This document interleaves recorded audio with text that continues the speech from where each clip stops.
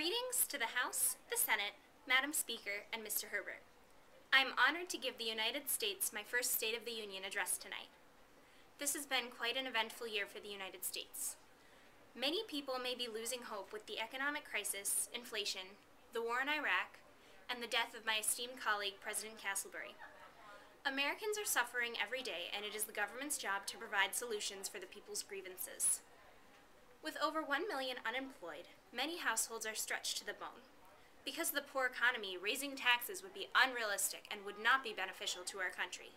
More taxes, especially now on gas and fuel, would greatly harm American households. The free market is always how America works, and all prices should be determined by what you, the consumer, chooses to pay for them. Since the recent economic crisis, the government has been exercising more and more control over Wall Street and the banks. This was a necessary measure, but now the recession has come to an end, and I will do the best I can to reverse these actions. The United States is not a socialist, tyrannical government, with lawmakers imposing on every aspect of the American life. Regulations on banks and other businesses benefit neither the consumers nor the producers.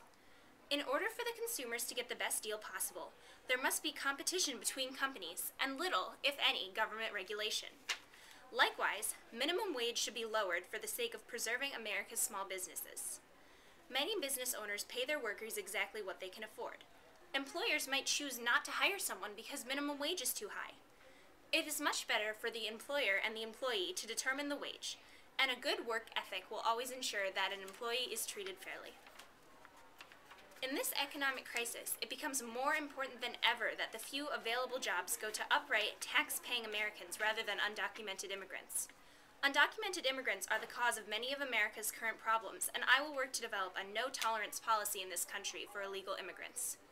It is unacceptable that someone who has worked hard their entire life and comes into this country legally, or someone who was born here, should receive the same rights and privileges as someone who broke the law in order to be here and is stealing from taxpayers.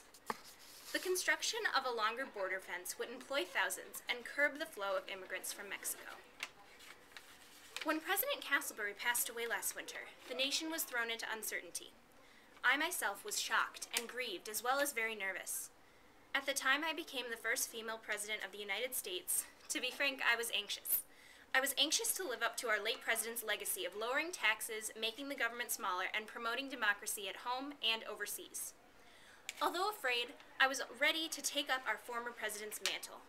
I knew that no matter what, if I put God and this country first, I would be able to pull our country through these difficult times. People of the United States, I will say that although we have pulled through adversity this year, 2010 will be a year of hope, regrowth, and a new, better America. Thank you.